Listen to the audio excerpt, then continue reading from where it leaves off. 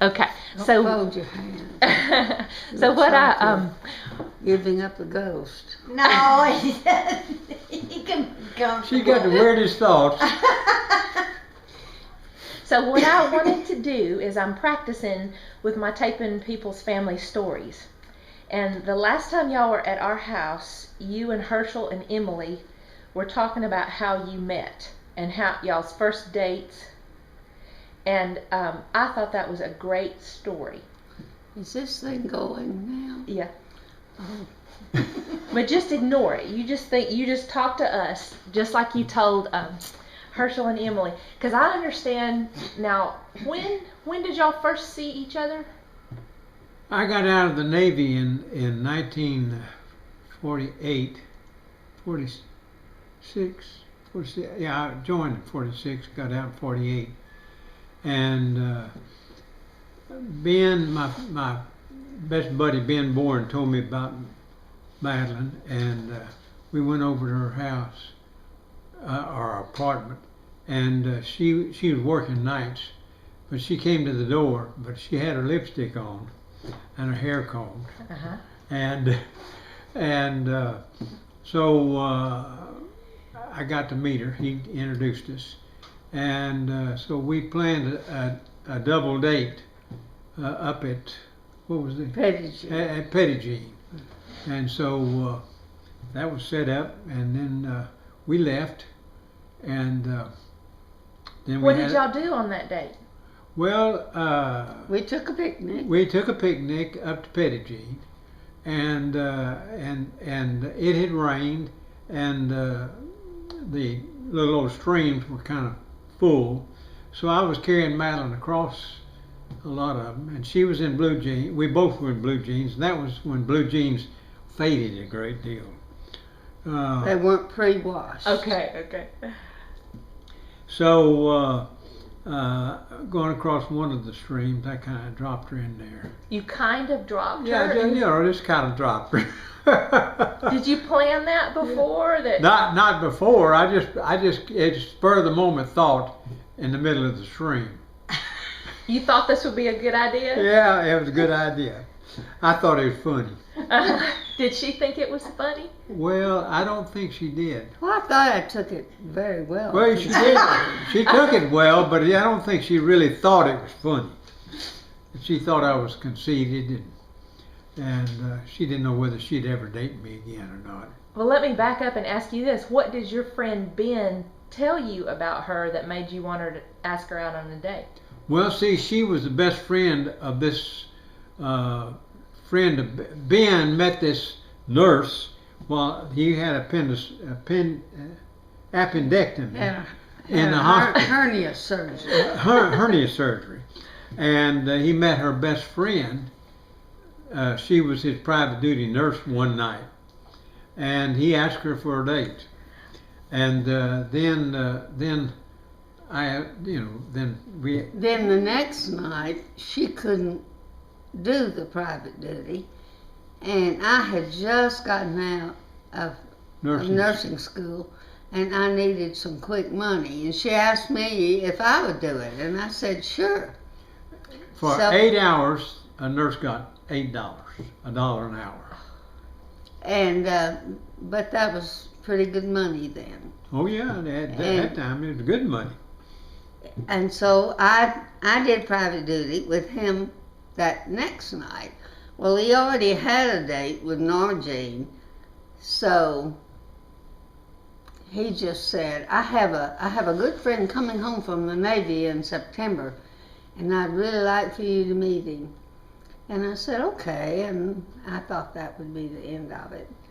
And sure enough, when he came home, he brought me out to her house. See, that brought me out to her apartment, and she had been night duty, and so she came to the door, where she had her lipstick on. I see you remember this lipstick, huh? Yeah. What did you think when you first saw her? Well, she's pretty. So you were glad Ben set y'all Oh up. yeah, I'm glad, and I thought I'd start dating her, and but after her blue jeans turned turned her panties blue. She wasn't sure whether she wanted to date me anymore after that or not. Right. But she did. Yeah. I was persistent, and she did. Now, what did you think when he dropped you? Did you think that he did that on purpose? Well, at first I couldn't believe it, and then I thought, well, I think he did this deliberately. And sure And enough, I couldn't, and I didn't know what to make of it. I told Mindy that should have been a red flag, right? But anyway, I was I persistent. would like to say he did not know that the blue jeans turned my panties blue. No, I didn't know it. She told me that later. I thought you might say that. Yeah. Yeah. Clarify that. Well, so what, after he dropped you, what made you go out with him again? My persistence. He was persistent and a sort of a challenge. I kind of like a challenge, so I decided to date him again. And besides, he was really cute. Well, this, I see this is important. Yeah. And y'all still are. 61 years later. 61 years later. Well, it was 63 years later. Oh. Because we dated about 2 years and then we got married. Now, so when you say you were persistent, did you call her or just go by? Yeah, I'd called her and asked her for another date. And it wasn't long until I was dropping by her apartment. It was close to, her apartment was close to the state capitol grounds. And so I'd drop by, I'd eat a hamburger. They had a real good hamburger place right there off the state capitol grounds. And then I'd go by her house. Now you know why he kept coming back for the hamburgers. At the Shack. That was at the Shack, yeah. And they had good hamburgers, and I lived on the hamburgers for a long time. Then I'd take her for a walk on the Capitol grounds. And Big spender. well, I wasn't a big spender because I always believed in saving money, and I tithed my money all my life. So, Did you take Madelyn to the Shack to eat hamburgers? well. Not often. Not often. Sometimes we'd go to the Shack and eat hamburgers, but usually she had two roommates, right? Mm-hmm. And there were 3 of them, and they usually fixed some kind of meal for them. Some kind of meal because I couldn't cook.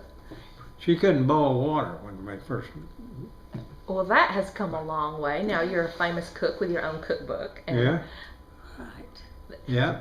Now, did any of those dates stand out? Well, we had a favorite place that I'd take her to eat right on Main Street. It was a Japanese restaurant on 2nd and Main in Little Rock. See, Little Rock was alive then. It wasn't dead downtown like it is now. And so we'd go down there and eat down at that rrestaurant. Canton Tea Garden. Canton Tea Garden was the name. Yep, that's right. Chinese food. And so while after we had dated for about a year or so, and it was around Christmas time, and I asked her. I said, "Let's go ahead and get married." I was ready, and she said, "No, we gotta wait."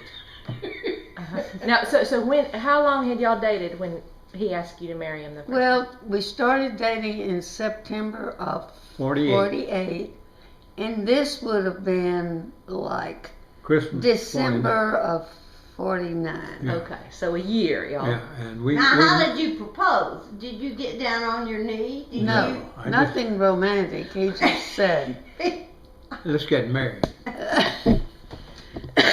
excuse me. He's always a practical kind of guy. Yeah, see, it just very simple. I said, "Let's get married." And you said no. And she said no. She said, "We gotta wait." Why did you say that, Mom? Because I had some debts I had to pay off. I see. Mm-hmm. Personal debt. Personal Well, debt. for clothes and stuff. Oh, I see. That's a personal For debt. sure it is. Very personal. I had there was a store, a really nice one, right downtown in Little Rock called Kempner's. Yeah. Remember And that name? I discovered Kempner's, and I would go in there. He had everything from shoes to hats and just beautiful clothes. And so I had never really had any money to manage. So I didn't know the first thing about managing money. And so I knew I was making a fairly decent salary for the time. And so I just indulged myself in really pretty clothes and then Mama snappy dresser down? Yeah. Yeah. Yeah. She was. he liked it. So Oh yeah, but the thing it all is, his fault. the thing of it is, the man who owned Kempner's, Mr. Kempner. Mr. Kempner, he let her have a charge account. She ran that up, and he said, you got to pay something. He on called me in that." Mr. Kempner. and he said, "Young lady, do you know when you have last paid on your account?" And I said, "No, I don't know." Details. So he told me, and he talked to me, and he said, "Now, we need to set up a schedule for you to pay off what you owe." He was very nice, very he firm, was very nice. Yes. and so I did. So I had to pay off Mr. Kempner. Well, so back then you said you made $8 for a night's work. What would $8 buy at Kempner's store? Oh, gosh. She didn't worry about that. She had a charge account, so You know- whatever she wanted, she got. Would it buy a dress? Would it buy a pair of shoes? No, it probably wouldn't. Probably a pair of really nice shoes, and at that time I wore a 5.5 quad. I could put one of her shoes in my palm, and it'd go from here to here. And so I couldn't buy just shoes from Baker's or Right. someplace like that. So I probably around $25 for a pair of shoes. Wow, that's a lot. Mhm. So are there any of her outfits that you particularly remember? No, but You just thought she was pretty in all of them. she was pretty in all of them. That's right. Yeah. And when did you finally propose and she said yes? And what was that? Well, how did that go? after she said no to that one in December, then we set a date, May the 28th of 1950. So you were engaged then? Yeah. So I you did got- not have a ring. But you got engaged on the night you asked her to marry you in some way. Yes, we were engaged. Yeah. We Okay. were engaged. Yeah, and we that's were another engaged. story. Yeah. Oh, what's that story? Well, these two friends of mine and I had been planning a trip to New Orleans for With a a friend. couple of days. So we were going down on the train and stay 2 nights and then come back on the train. The three of them. And that was a big deal. And just before we went, like the week before, Dick decided to give me my engagement ring. Yeah, I just wanted to know that she was attached. Before she went to New Orleans. Yeah, before she went to New Orleans. And That's probably he smart. had a good friend down there who was in the Navy Reserve. Yeah. And What was his name? Bob Wells. Bob Wells, yeah. And so He was about 6'6" tall. one of my friends,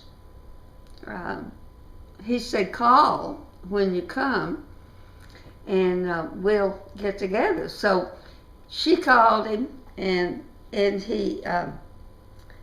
he said, "Well, now look, you girls can't go anywhere in New Orleans unless you have escorts.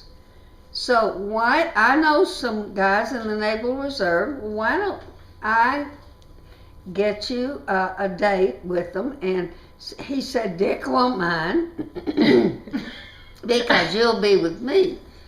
And so we decided it would be a good idea. So we didn't want to stay in the hotel room while we were in New Orleans. So we did. He got me a date with a dental student, and in Norma Jean, a date with a dental student. And we went out on the Roosevelt. Ship, boat, you know. Okay.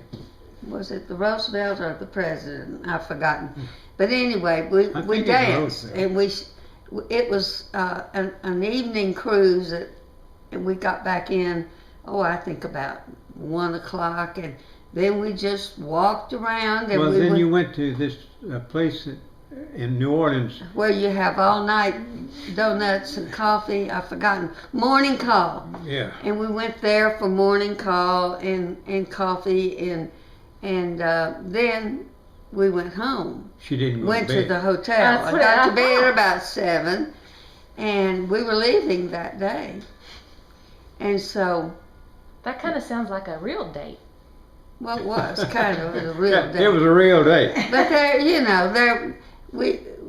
it was fun, but we didn't, it was not a romantic kind of thing. Except we did dance, and On the ship, on on the boat. the boat. And then we came on back home, and And Bob she- said, "Now, Madelyn, you don't have to tell Dick." Said, "Yeah, I won't mention it, and just don't mention it to him." And I she had thought- brought me a gift back. And I thought, I think I better go ahead and tell Dick about this. And so I did. But she dropped the gift. I got him a little black piggy bank, and it was pottery kind of thing. And when I got to the door of the apartment trying to manage my bags and my everything, And the gift. I opened the door and dropped the pig, And broke and it. it broke into a million pieces. That didn't go over very well either. And he was really unhappy with me. But the thing was, Bob Wells went back home and told him. So you see, honesty is the best policy. So it's a good thing And she- you fessed up. And she practiced that ever since. Right, That's so true. that's good. Okay, so that was a close call, but did y'all have a spat over the? Oh, Well, I was several kind days spat. Oh, yeah, Ooh. I was kind of irritated by it. Well, yeah, you just got Because engaged. we just got engaged. see. did you give her a ring to No, take to we- New Orleans? Before we went to New Yeah. Orleans, and I wore my ring. Well, that's a good thing. That's a good thing. Yeah. And so after y'all got over that spat, so about what season was this New Orleans trip? Summer, late summer, I would say August. I don't remember I think that. So. maybe. And y'all were planning on getting married that next summer. Next May. Next, Okay. 28th of May. Okay. Did everything go smoothly with the rest of the engagement? Things never went smoothly. Which is good to hear 63 years later that, Yeah, that things can go non-smooth and still work out. That's right. yeah, that's right. And they still do. Mhm. What would you say the secret to making things work? Patience and endurance. Daddy. And forgiveness. Yeah, and forgiveness. Right. And honesty. And honesty. Honest. Yeah. Yeah. Well, y'all are living proof that it works. So, Still works. all right. Okay, I just wanted to ask both of you, each of you, stories about when you were young, when you were a kid. What were your favorite things to do? What do you remember most about the place where you lived and grew up? What was a joy in your life? And I remember you talking about riding your bike all around Little Rock. That was one of the great things you loved at a time when Little Rock was so much smaller and you could ride your bike. So John, my older brother, and I would ride double on his bike, and we'd go down to the state capitol and go down in the cellar or in the basement, and we'd hunt for stamps. We were big stamp collectors then, and so we'd hunt for stamps. And we'd go through all these garbage things, and we'd find plenty of stamps because boy, those people that lived and worked in the city or the state capital, they had a lot of stamps coming to their house. That was before computers and stuff like that, so everything was 3-cent stamp. 3 cents or more. But you could mail a letter for 3 cents. And so, were you finding stamps from different countries or just different parts of the well, states? we strictly were United States stamp collectors, and we'd find stamps of various size, price, and of various kinds from all over the United States. And they didn't mind y'all just going down in the basement and looking around? Nobody seemed to care. Nowadays you couldn't even get in that basement. Right. But in those days you could go anywhere. And so you guys rode your bike to just Granite places? Mountain. Yeah, we rode it to get.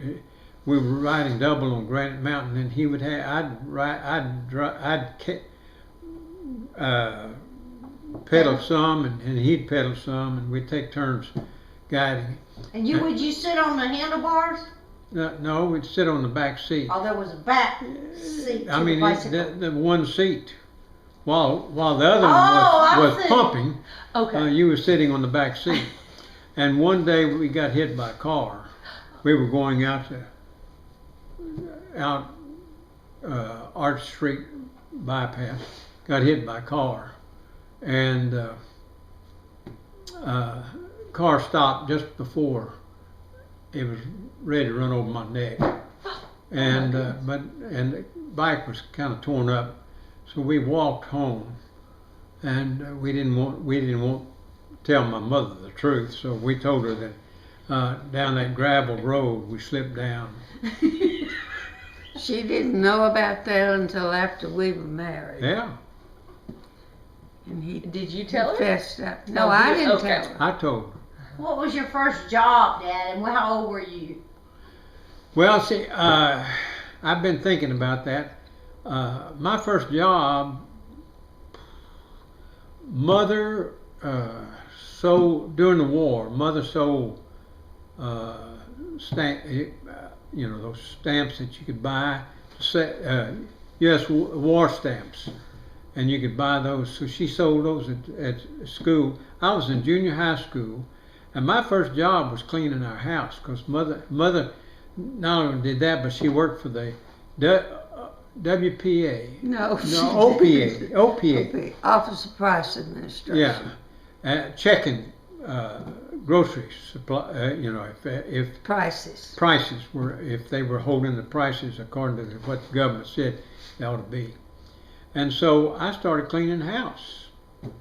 And you still a good cleaner. Well, see, and I started in junior high school cleaning our house because Mother was working, so I was the house cleaner. What happened to John? John had already gone to Memphis to work for the Commercial Appeal. How much older was Uncle John than you? 4 years. 4 years. Older. And so he stayed over in Memphis ever since then. So if he's still alive, he's still over there. And so when you took your first job outside the house, were you glad to get away from the cleaning job? Well, I still cleaned house. And then I also did yard work. Dad and I had a victory garden. That was pretty much you had victory gardens in those days. So I did the digging up, plowing it up with a pitchfork and a shovel, and we planted everything. What'd you grow? We grew, the first thing we planted was English peas in about February. And then from then on we'd plant everything, beans, okra, tomato plants. We'd have a full garden. Did everybody in the neighborhood have those gardens? Not everybody, but we did. And, so between the A lot garden. of people had them. Well, A lot of people did. Yeah, a lot of people. And see what I guess my first job where I got compensated for it was the cookie. My next door neighbor worked for Dad's oatmeal cookie company, delivering cookies throughout part of the state. And so he asked me if I wanted to go with him on these trips, and so I would go and work, and he'd pay me, and not a whole lot, but I got money then. You went all over Arkansas. Yeah, well, went all over South Arkansas. and where did west. you spend the night? And we spent the night in Prescott. What was the name of the little hotel? A little hotel. Broadway, wasn't it? Yeah, Broadway Hotel. And But it's still we there? also stated that they're no longer there. They were. One that you showed me. Well, the one I Broadway. showed was Broadway. It's still there. It's still there. But the others were clapboard on the other side of the railroad tracks, and I stayed there some too. What was your job with the cookie company? I'd carry them into these stores. Load them in. Load 'em in. Yep. Did y'all get to eat cookies? I eat cookies all the time. Of course she did. There was always a box of cookies inside for me to eat. Oh, and it was called Dad's Oatmeal? Dad's Oatmeal Cookie Company. Okay.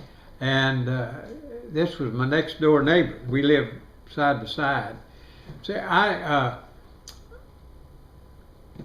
let me tell you one thing that now I guess it's true. If it is, it's vague in the memory. But anyway, when we used to live on High Street. My folks would rent houses. That's all they could afford. And I was about 3 years old, and I remember a big collie dog next door, and that collie dog would run after me and tackle me. And I remember, let's see, I don't know who they were or what it was, but anyway, they undressed me as a little, and then Mother found out they were there, and I hid under the bed so Mother wouldn't know I was without clothes on. Now, who got undressed your you? clothes? I don't know whether it was. I think there were some girls and boys that Playing doctor. Yeah. So some neighbor kids got your clothes, and you had to hide under the bed so your mother wouldn't know. Yeah, so she wouldn't know that I was without Well, clothes on. this is a new story. Well, that's one way back in the memories. Mom, when was your first job, and what was it? Well, I think my very first job was at a grocery store, and the owner was a friend of my dad's, and I wanted to work, and so because of Dad, he let me work. How old were you? 15, maybe, and but I knew so little about money. I had no notion about how to make change. I didn't, and so he fired me. Now, so you had never gotten to go to a store and then give you back change, or No. okay. Now, Mama, before that, you had a lot of brothers and sisters, so you worked at home. Oh, pretty I much. did. I was always the second mama. You were the oldest. in I your was the family. oldest, and there were always new babies coming along, and I always got to take care of the new baby, and I was Changing always the diapers. babysitter, and I helped with the weekly wash. Which was, how'd you do that wash? We did that wash on a rub board. And sometimes there were black people in the area who did that kind of work, and this was during the Depression. There was very little money, and so sometimes Mother would hire someone to come in and do the laundry. So But you did it like in a tub or a. in a tub You know what a washboard is? and with washboard. Right. So I knew how to do it. I knew the whole process, and I could do the whole process by the time I was very young. So there was, what kind of process was there? Well, first of all, you soak the clothes in cold water, and then you you had to wring those out by hand, and you had to separate the clothes according to the color. And the white clothes always went first, and you wash those in a galvanized tub with soap and warm water, which you heated in a big iron pot Outside outside on a fire. with a fire under it. And it wasn't. Did you use one of those big paddles? No, we stir didn't it? use. You didn't? No, we didn't have a paddle, but we had a stick. Yeah. We hadn't graduated yet to a paddle. Did you use lye? Was Lye it lye soap? Lye soap. And you bare made it? hands. Did you make that lye Mother soap? did. Your mom. Now, I did. never learned to do that. But anyway, we either used lye soap or P&G, Procter and Gamble. Oh, It was a big yeah. white bar Yeah. that you could buy. And how did you just slosh the bar around in there? Or? No, you put the clothes in the warm water, and then you rub the soap on the clothing, and then you rub that on the board, and then you rub the whole thing, and especially the dirty spots, and then you would wring those out, and then you would put them in the first rinse. First rinse. First rinse. And then they went through the first rinse. Sometimes they went through 3 rinses. And How long did this process take to wash your it was- family's clothes, especially since you had 10 kids? Now, I realize they weren't all there. No, they at once, weren't but all there. It took all morning, and we got out very early. Took all morning. And then you had to hang them on the line after 3 rinses. I think I forgot one process. The white clothes had to be put into that pot and boiled, so Right. they would be very white. And Her then mother was very particular. after you scrub them, then they went into the pot, then they came out, and then they were rinsed 3 times. And then they were hung on the line. Now, what about in the winter? Same process went on in the winter, and it was very cold. did you iron as well? Did you iron all those clothes too? Yes, Yes. we And- did, and we ironed with what was called a flat iron, and it was just a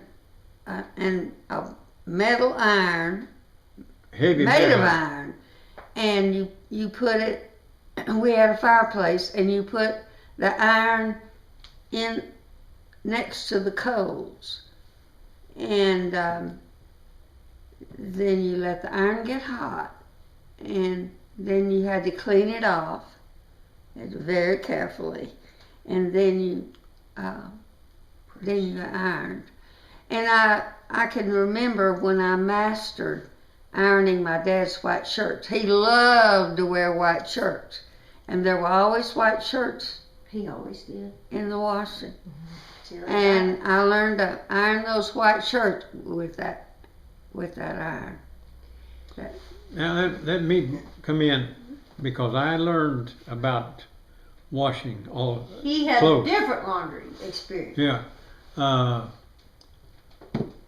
We lived on Cross Street, and my folks built during the war. They built a house across the street from where we lived. We lived at 2606, and this was 2607, and $4,200 to build a house, and the garage had a laundry room on it.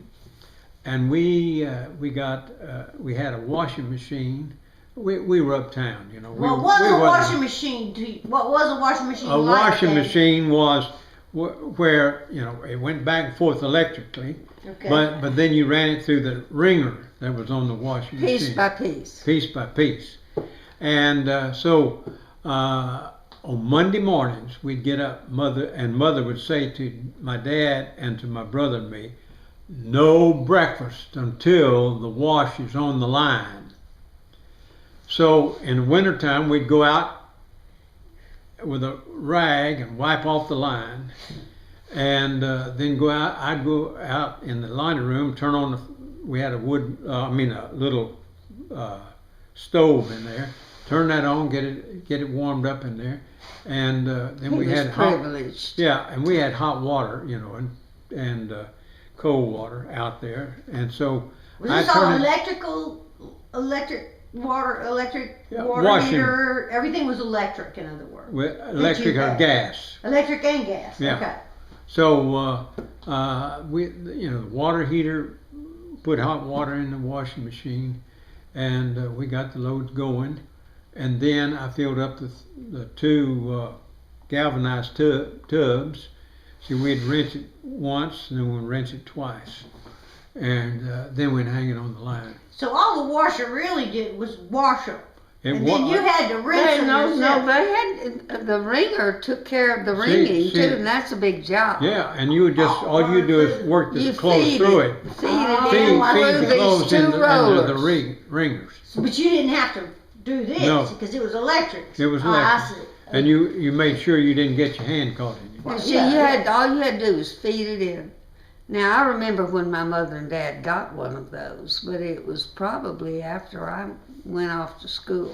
Now, Mom, were you in Texas when you first started doing the laundry? No. When did I you was move in to South Arkansas.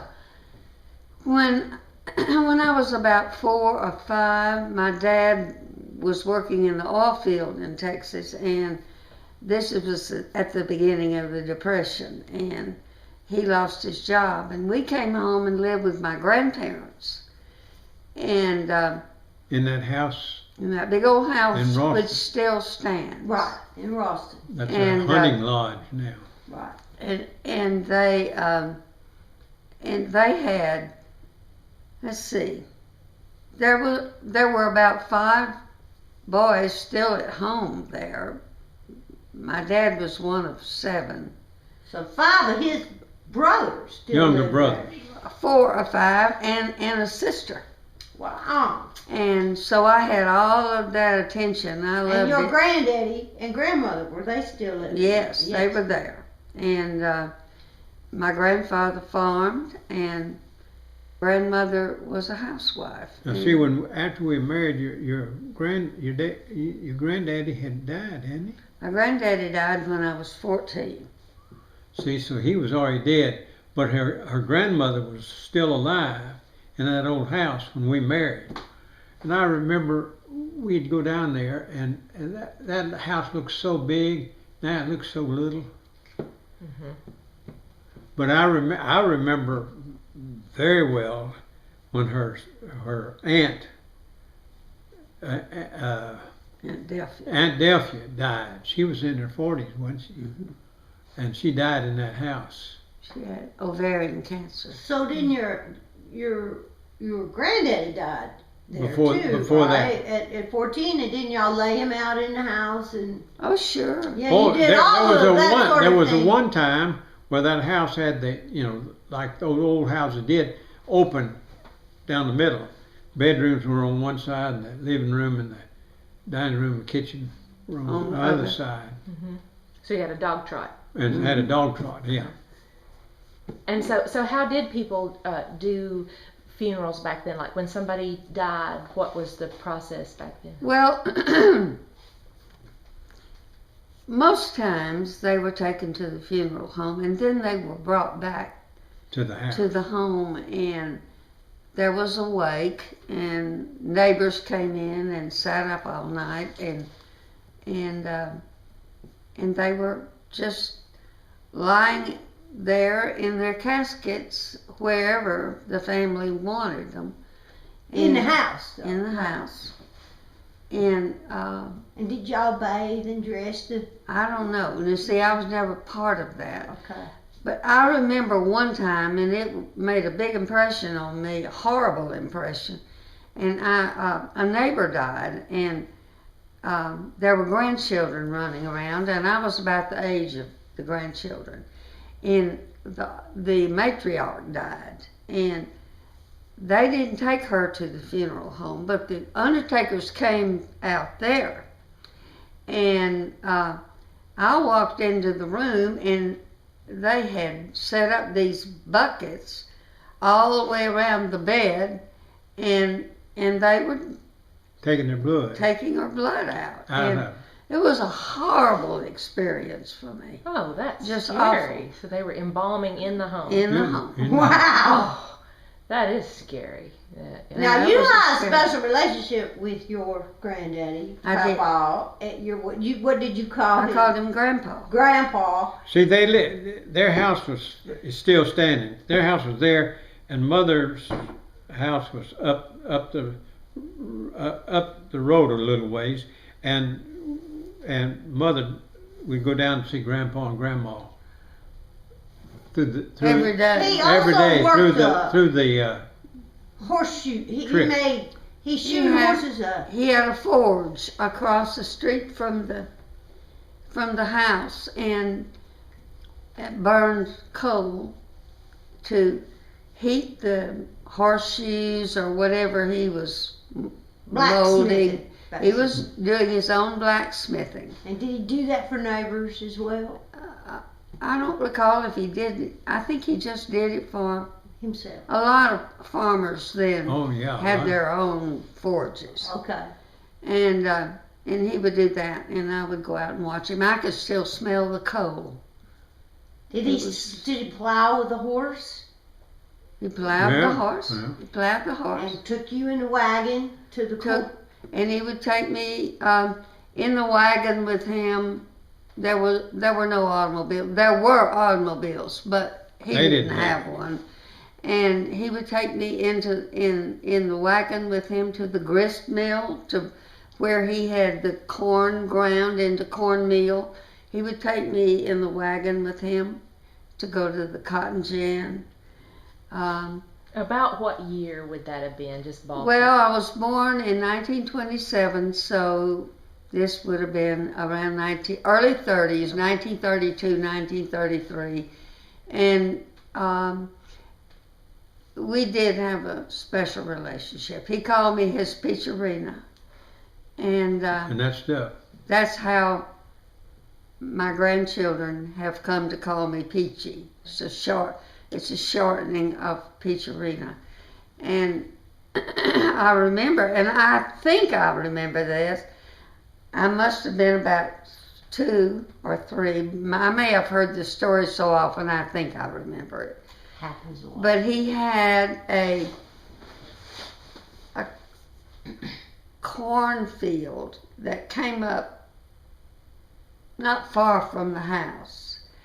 And I saw him out there plowing, and my legs were pretty short and the rows were pretty deep.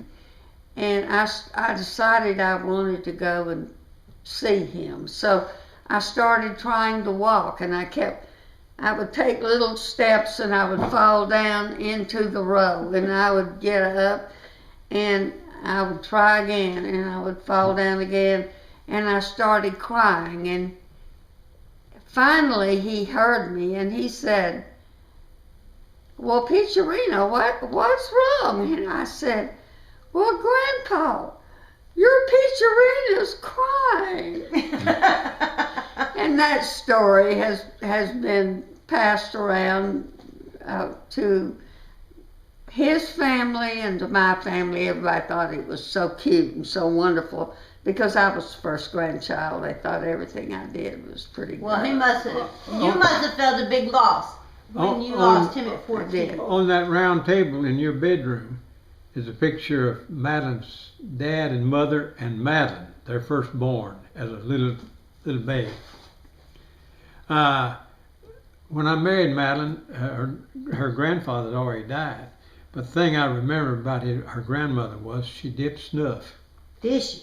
Yeah, and I still This remember. must have been a real culture shock. Did she spit in the can? No, she spit in the fireplace. Yeah, Spit in the fireplace. but she had her little thing of A nice little thing. Yeah. A little tin Yeah. for dipping. Yeah. so her dipping. Yes, one time. That's the thing I remember about her more than anything else. I guess you would. One time we wanted to dip snuff like Grandma, and so she mixed cocoa and sugar and let us dip and spit it in the fireplace. Oh, me. But then one time we were with some kids playing up on the hill behind our house, and they had some real snuff, and so they told my brother Bill that He was second. it was to her. cocoa and sugar, and so he dipped some snuff, and he was deathly ill, and he told me not to tell, so we went home, and he was so sick. Mother was so worried about him, and she was about ready to call the doctor, so I decided I'd better tell. I thought he was going to die, and he thought he was too. And anyway, I told, and my mother always believed in the switch, the little peach tree switch. We had a little peach tree out by the house, and that poor little peach tree never grew because Mother kept pulling its limbs off. And anyway, he got the peach tree switch, but it was usually me who got the peach tree limb. What kind of thing did you do to get peach treed? Well, she believed in, she was really strict, and she believed that you needed to suffer the consequences of your errors. And so, well, one time we were visiting neighbors next door, and there'd been a big rain, and my brother and I, and so the neighbor daughter was about my age, and there was a big puddle in the ditch, and we were playing with our dolls, and we floated the dolls on the water, and mine floated out to the middle, and so we didn't know how to get it, and we couldn't decide, and of course it didn't occur to us that we could walk out there and get it, but anyway, we took my brother's clothes off Bill. and sent him out into the middle. Believe me, I got the peach tree switch. That was one thing. I remember that time. But it was not always really bad stuff. We didn't get away with ugly talk. If we talked ugly, we got the peach tree switch. You didn't have to take soap? No, she never washed her mouth. What about you, Daddy? What kind of punishments did you get for acting out? My mother would say, "Oh, you just wait. I'm going to tell your dad when he gets home. He'll take care of you." And what happened? Well, he would get his belt out and take care of us. He got a belt. He used a belt. One time, it was on, I think it was a Sunday morning, or maybe it's a weekend. I don't remember the exact time. But anyway, John and I were in this regular bed together in the back bedroom. There were 2 bedrooms in the house, and Mother and Daddy were trying to sleep in their bedroom. And so John and I were, we were awake, so we were cutting up, having fun. And Dad came in, told us to quiet down. John hid his face under the covers and laughed at Daddy. I laughed right in Daddy's face. I got the belt. It wasn't so funny then. That you would like to tell before we close down for the day, and something important that was important in your young life that kind of led you in a certain direction. For instance, Mom, I know that I remember you telling me when you left home at an early age, 17. you were tired of taking care of children. That's right. And She was ready to that leave kind of a movement for you to go off and be It was. on your own? And what did you do? You had a really great job. I guess it was during the war where you met friends for the first time and had an apartment and stuff. Would you talk about that one time before we close up? I can talk about that or my decision to go into the nursing school. Okay. Either one. Either one you're interested in, Mom, whichever one you want to tell. Because you were quite young to leave home. Yeah, well, at that I'll talk time. about that one first, and I'll talk about Okay. the other one later. But, okay. I was 17, just barely, when I graduated high school. And we were just coming out of the Depression. And all the stories we've told up until now took place during the Depression. And no one can understand or realize what it was like unless they were there to see it. And I wanted to go to college, but I knew that there was no way that I could go. And yet I knew that I didn't want to live in Ralston. And I was 17. I had come to that conclusion that there was something out there that, for me, other than living in Ralston. And of course my dad didn't want me to go. Mother never discouraged me. But I had an aunt and uncle who lived in Little Rock. And it was during the Second World War. And so I decided, they asked me if I would like to come and live with them and go to work at the defense plant there out from Little Rock at Jacksonville. And my uncle worked in administration there, and he said, I can get you a job. But I was only 17, and I couldn't work out on the lines where they had the powder, the ammunition, and all of that. So we went in that Monday morning, and he said, now you wait here, and I'll be back, and I'm going to talk to some folks about your having a job. Well, it just so happened there were a lot of other young kids who actually were juniors in high school, but they were going to work for the summer. And but they were my age, and they were coming in to work out on in an area where they were just inspecting these shells before they Empty were shells. assembled. They were not didn't have powder or anything in them, but they had to be inspected for any kind of imperfection. And so I was sitting there with them, and these people came out and started to talk to us, and they said, well, okay, you all come with me. So I got up and I went with them. and so when my uncle came back to look for me, I was gone. I already had a job.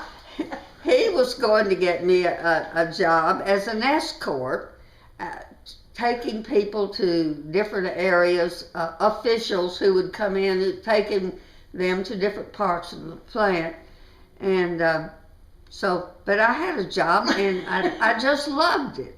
There were a couple of girls that we worked with who were in college, and they were making money before they went back to college. And then the high school not freshmen, but juniors who were working for the summer.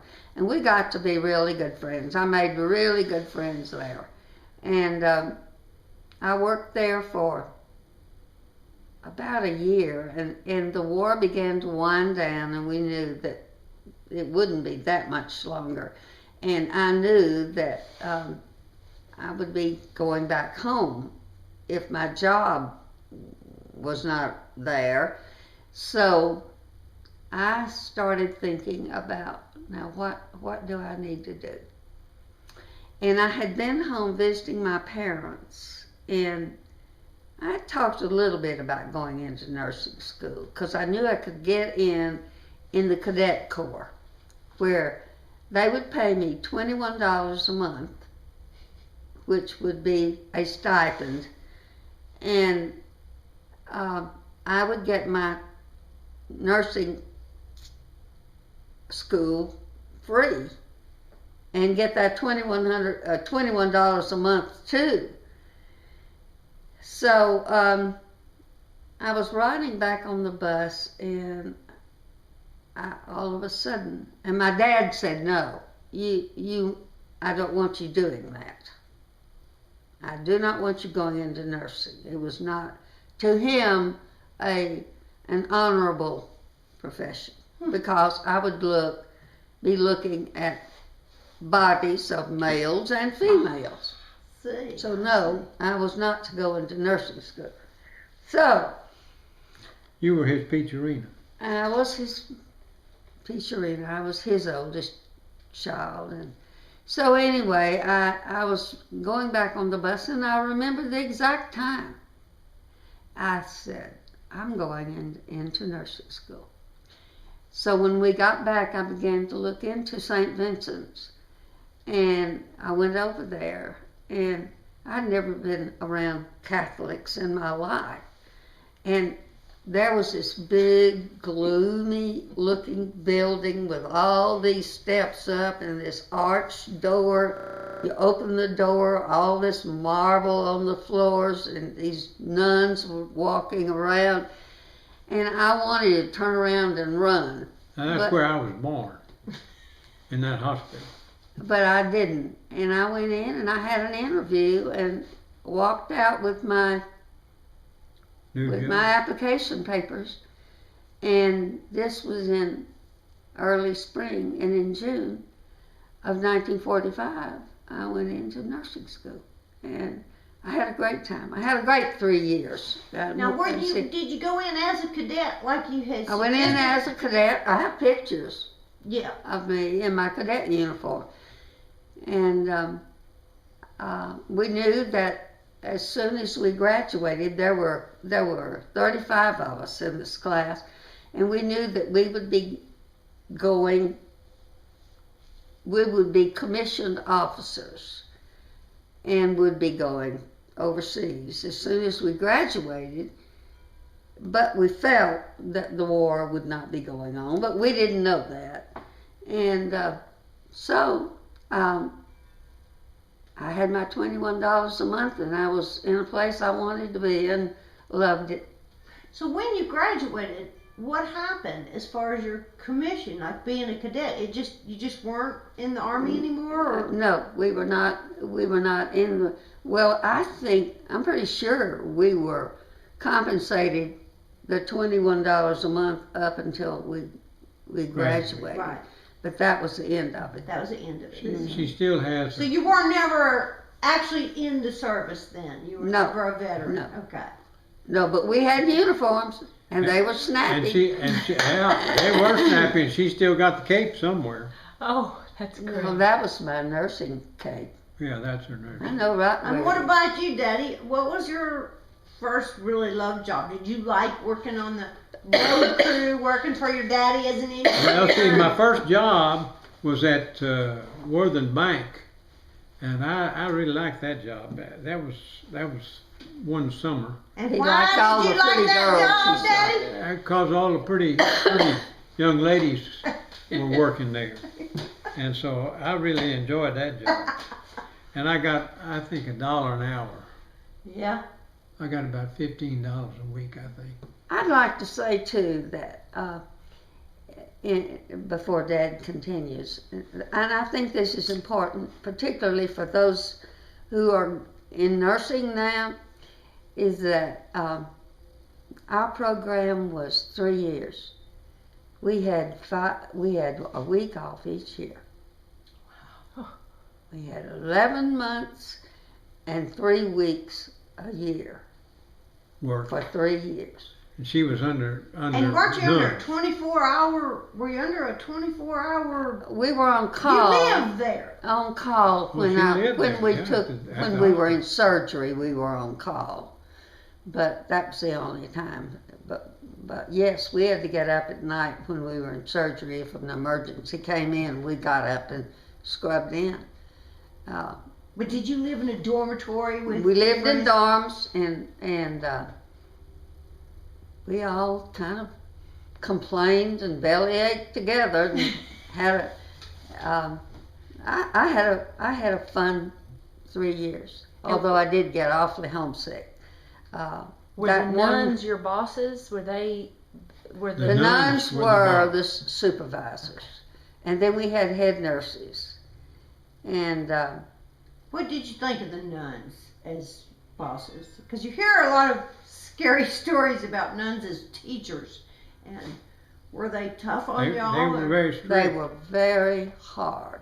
Yeah. Except occasionally you would find a soft one. But they were human, I can tell you that for sure. They were human. But you were never tempted to go be a nun.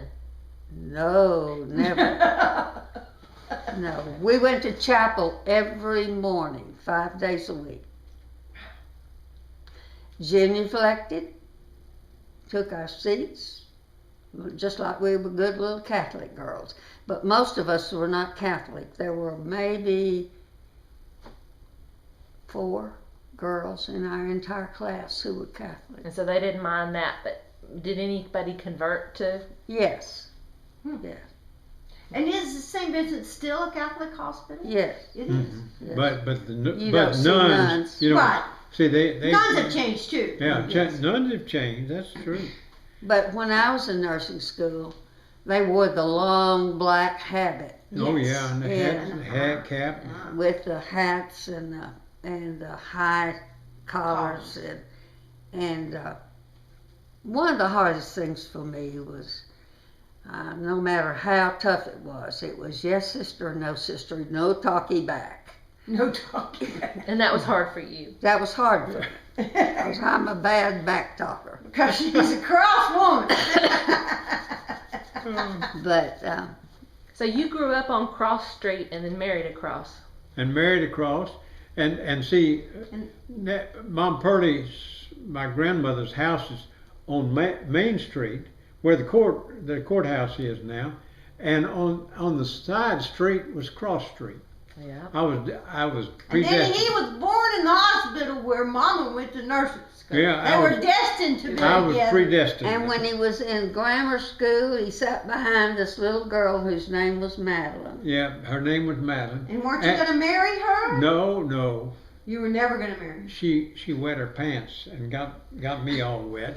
And And that he makes you said- happy. And so I He said, said, I'll never marry a Madelyn. That's right. That's what I said. Oh. He was predestined. Well, I tell you, I A was. good predestined Presbyterian. I was. Now, let me tell you. When I got out of high school, I graduated from high school in '46, and I tried to get a job, but there weren't any jobs available. And so finally, I decided to go in the Navy. I said because I can get my schooling on the GI Bill. So I went in the Navy, and I took this what was called the Eddie test. And my friend from Benton took it too. He failed it. I passed it, and so I got to go in for 2 years. And so I went in August the 2nd of 1946 and got out August the 2nd, 1948. And then you were recalled. Well, see, Korea, right? before I got out, I joined the inactive reserve Right. for 6 years. And I was then during the Korean War, I was called back in.